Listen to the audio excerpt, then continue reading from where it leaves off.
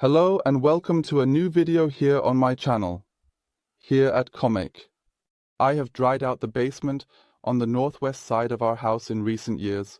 The walls were excavated from the outside and a drainage system and a dimpled membrane were installed 2 years ago. Years ago, I started drying out this basement room from the inside as well. Besides many smaller, I treated the walls with a special injection solution and additionally a sump pit. A sump pump has been installed. After more than a year, it is now time to draw a conclusion. If you want to know whether all the effort was worth it, and what I might have done better differently, so stay tuned, it's about to start.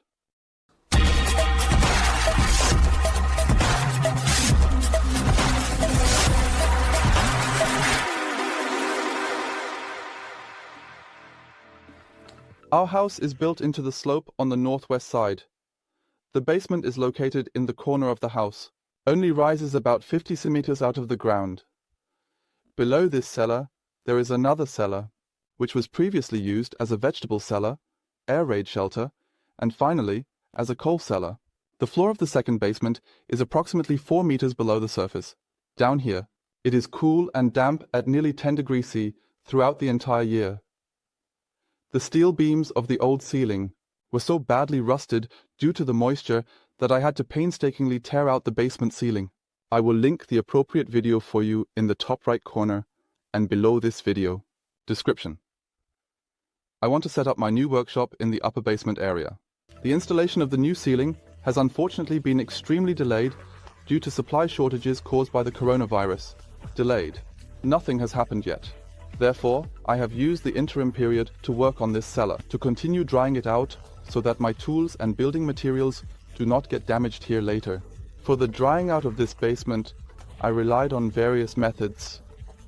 I have ventilation concepts, drying concepts, injection materials for the walls, and ultimately also tried a sump shaft. Now it is time to review the measures and to draw a conclusion. But let's start from the beginning. What did I do first? The upper area was thoroughly and meticulously excavated from the outside to the edge of the foundation several years ago. Drainage pipes from Strassel were installed in the trench and filled with drainage gravel and frost protection. On the exterior wall, a dimpled membrane is additionally installed to protect the brick walls. In this way, no moisture can reach the walls from the side. The moisture comes exclusively from below, and that's exactly where it gets complicated.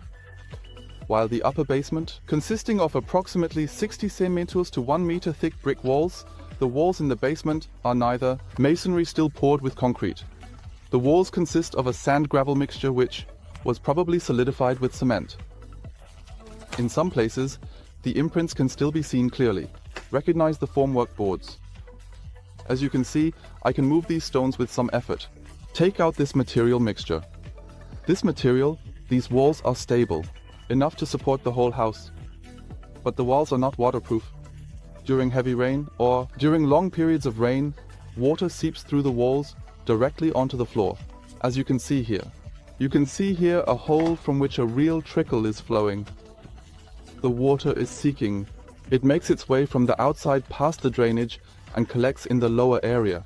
Since the house is built on very clayey soil and a kind of basin was constructed here, the water can go nowhere else but here in this house, in this basement. The drying out on the outside was carried out at the height of this concrete ring anchor. Is the actual foundation or the foundation height of the rest of the house. The external drying with the drainage pipe and the dimpled membrane has brought some results. Nevertheless, the situation was not satisfactory. You can see it. The basement still feels cool and damp, although it has already improved significantly. 2 years ago, when I started with the further measures, the average value was approximately 95% relative humidity at a temperature of 10 to 12 degrees.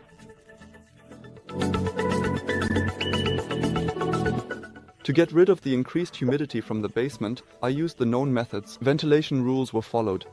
Cross ventilation in the summer through the 2 basement windows. Continuous ventilation in winter through the window up there. The dehumidifier ran for periods of 24 hours. During the day in automatic mode. During particularly wet periods, I used the dry clothes, function activated. This made it possible to extract up to 24 liters of water from the air per day. My dryer has a small water tank. With this, I can collect 4 liters of water and would need to regularly empty the tank. This is necessary for the dryer to operate continuously. I use the hose connection on the back. Here I have this pipe, which I got from the construction of the heating was connected, allowing the water to drain permanently. With this dryer, I am still very satisfied.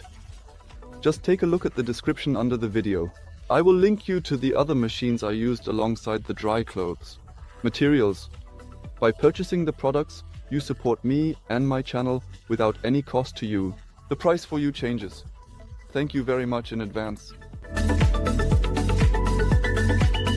It was the ventilation and dry clothes, but only a reduction of the symptoms. I had to address the causes of the high.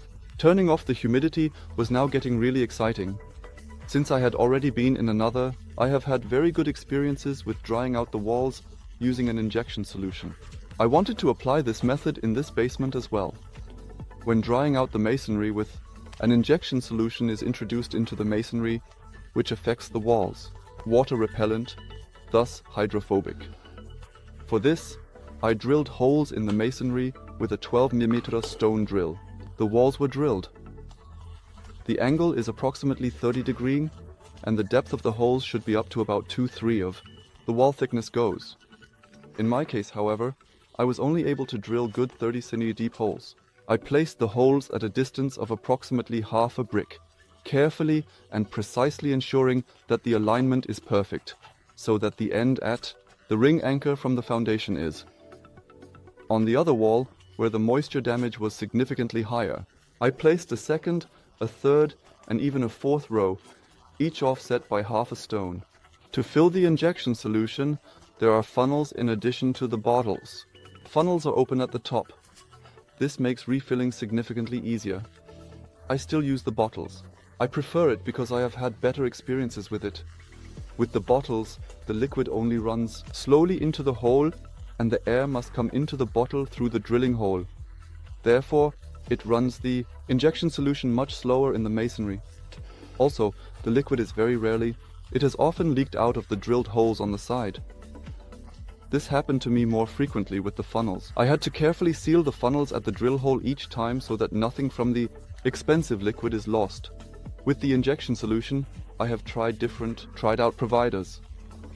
In another basement, I was able to achieve a very good result with paraffin, achieve and permanently dry out the walls.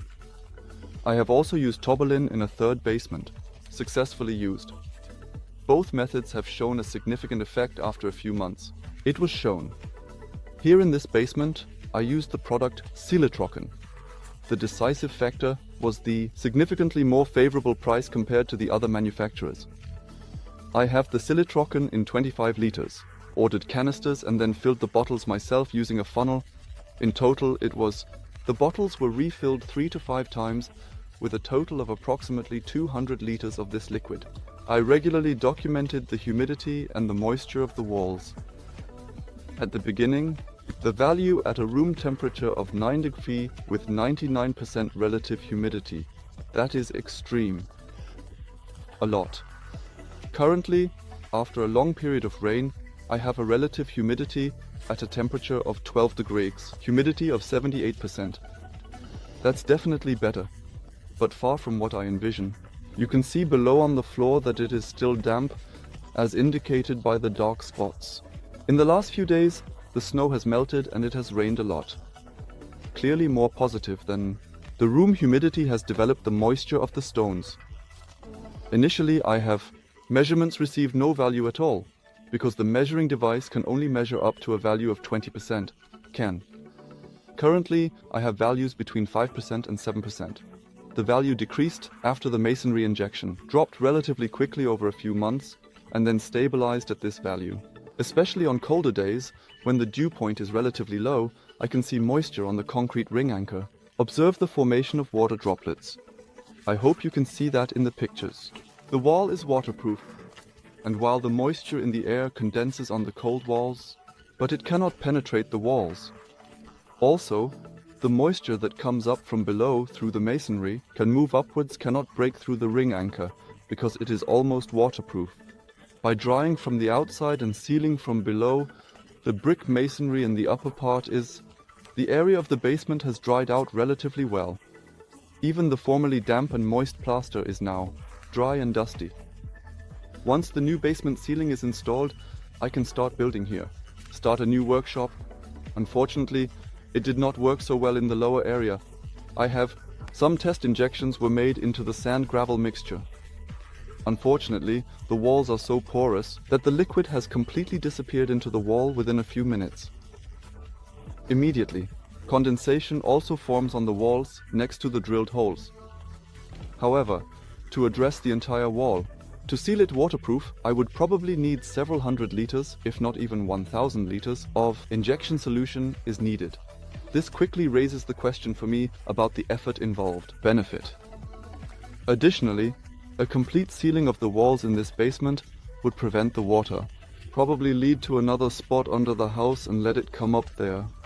The damage would not be visible there and, in the long term, would likely be significantly higher.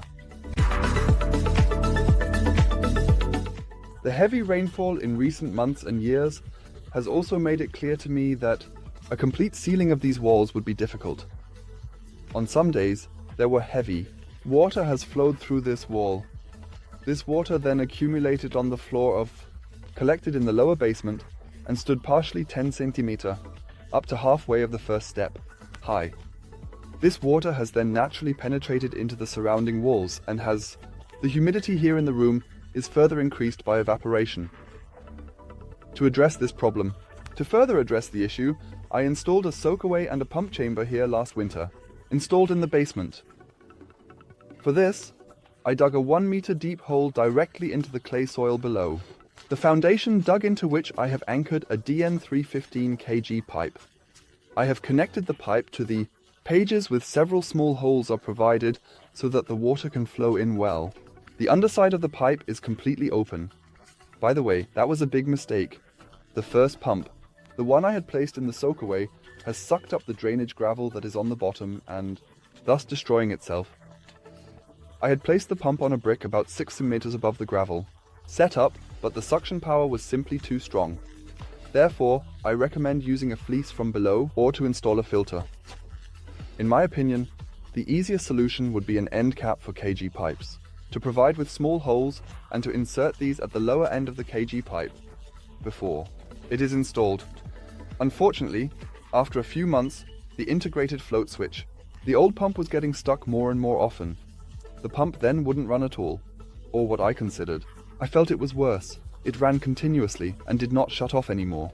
I have the pump, therefore replaced with another significantly better model with an electronic float. Overall, I am very satisfied with my pump shaft. The new Kärcher pump has been running now since, absolutely reliable for many months. Along the west wall, I will still add install a drainage ditch or water ditch. Then the water that flows further south the wall is directed straight into the pump sump. The product links to the pipe, the pump, and the other products from this video can be found below in the video description. Now you have received a summary of the measures I have taken in recent years to cut the moisture in this old basement, reducing it further. It is time for a conclusion. When we bought the house over 10 years ago, the water down here in the basement was knee-high. A clay downspout, located directly at the corner of the house, was broken in the ground and served over 100 square meters of roof area. Rainwater has been running into the basement for years. The repair of the pipe has prevented further issues.